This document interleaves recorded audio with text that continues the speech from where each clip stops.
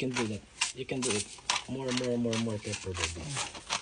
Steam it up the end of it. How much more you want? I think that's fine already. Love you.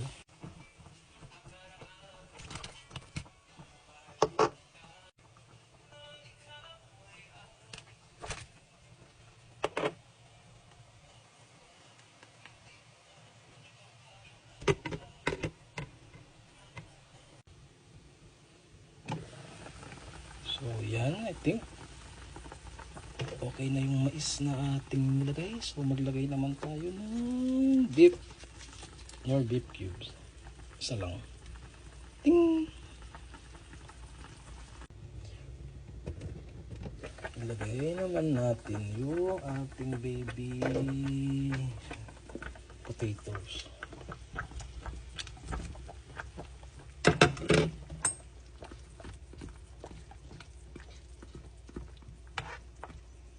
Alright. Pakpan ulit natin siya and mag-wait lang tayo na ilang minuto. Siguro mga 3 minutes, 5 minutes.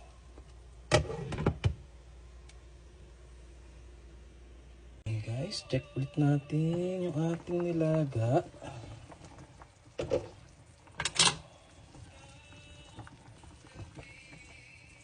Okay. Ulit na yung ating baby potatoes. Lagay na natin yung ating ano nga to? Baggy beans. Bahala na. Baggy beans.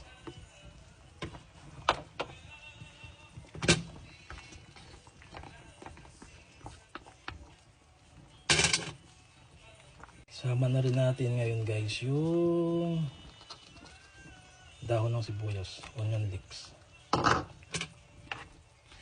Ayan. Tapos takpan lang natin siya ulit. At maghintay ulit tayo ng mga 3 minuto. 3 minuto. Yeah. After 3 minutes, wala pa yatang 3 minutes yun. Ilagay naman natin itong ating ang tawag dito? Pechay Baguio. Pechay Baguio. Oh my God. Yeah.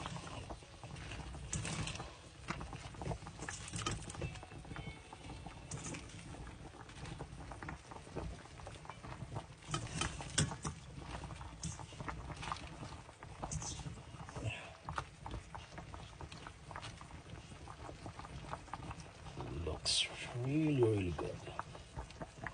And takpan ulit natin at maghintay tayo ng mga another 2 minutes, 3 minutes. Tapos inaano natin yung ating electric stove. Okay? And we're back. So let's check it. Oh my God.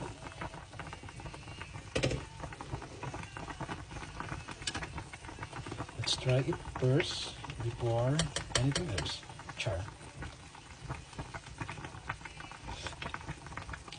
Perfect. So I think this is good enough. And that's it na.